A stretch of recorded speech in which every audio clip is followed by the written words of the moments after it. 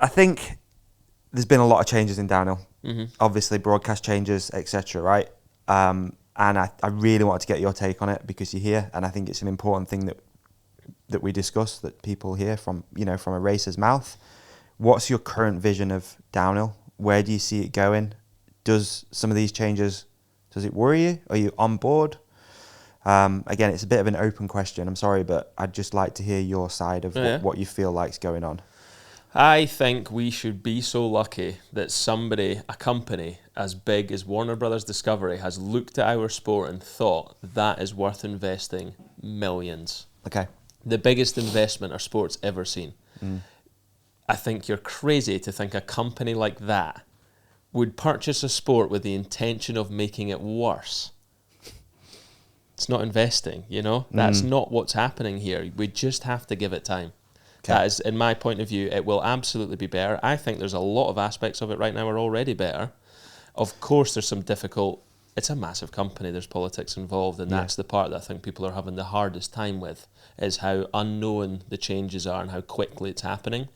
But finally, changes are happening. There's actually somebody trying to make a difference, just let's try something different. And I think a lot of people, this sport, 29ers, oh, that's awful, you're ruining the sport over a wheel size, and it's the same thing in this sport over and over again. It's full of such negative people that just don't want change. Okay. And we don't know if change is better if we don't try it. And some of these changes might not be better, but a lot of them will be better, and the best way to start is with a positive attitude. When's negativity ever solved any situation ever? Yeah. It doesn't. Okay. And I think the industry has just taken this as, well, we don't want change and you didn't ask us about it first.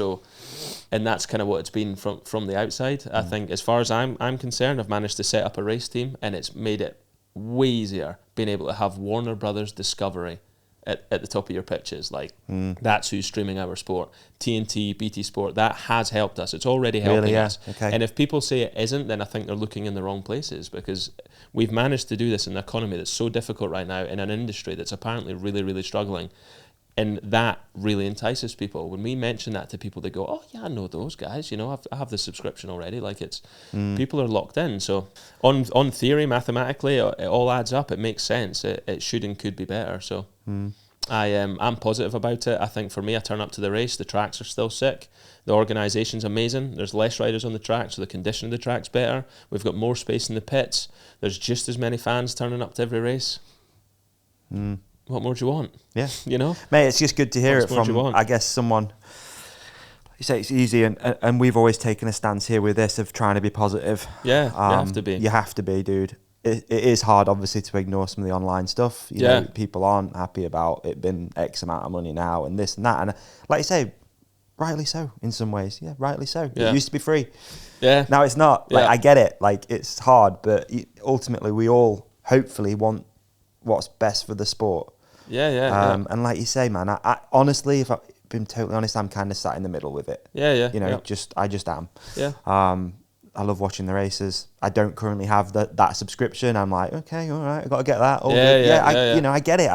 I'm not trying to take a hard stance either way. It's nice to hear it from someone who is in it. You're in it, dude. You've built a team around it. Yeah. Around the viewing figures and where it's going to be.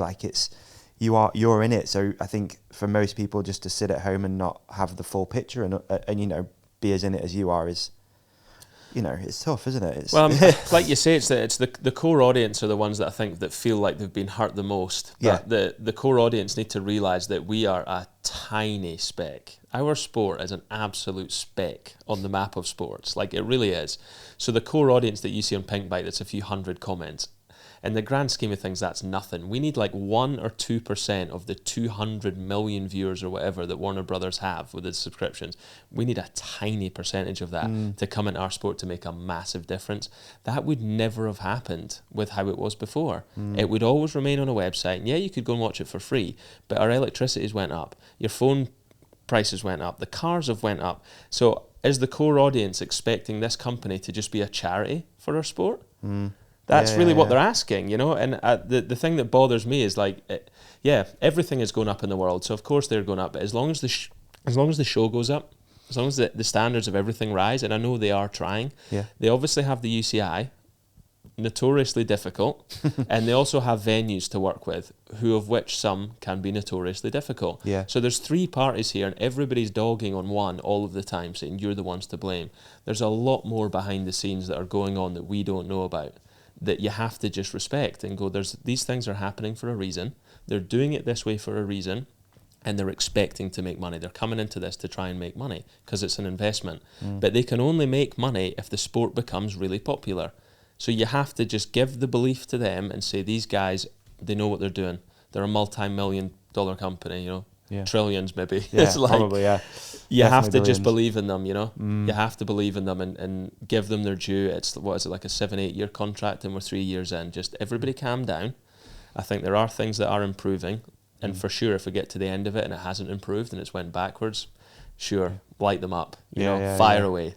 But right now, let's just try and be positive about it. Stop telling everybody to stop viewing it and stop watching it and boycott it. Like, come on, that's, you know, not helping. Not helping. So It's a good take, man. I appreciate you doing it. But yeah, as a rider, as a race team, we are going to try and deliver nothing but excitement, amazing media, and as a race team, we would really appreciate it for everybody to tune in, you know. And as a racer, I'll do my best to make it worth tuning in. Like, that's my job role, you know, and I hope all the other racers view it the same way. So cool. If Good you take. do buy the subscription, guys, I really appreciate it. We do, we really do. All right, quick break. We're going to do some listener questions, and then we're going to... Okay. Hey, man, what an episode that was. You did amazing in it. And so did you. You shone like a star. You shone like a moon. Can we also put something up here that you can click on for the next episode? How about we put a subscribe up there in the middle? Yeah, We're going to put a video we think that our lovely companionship will love on your face. On my face? Yeah. And on you can't see me now? Gone. And on my face, another video that we think people will love. And thank you for watching. Thank you for listening. Please hit like and subscribe. You guys are the best. Peace and love.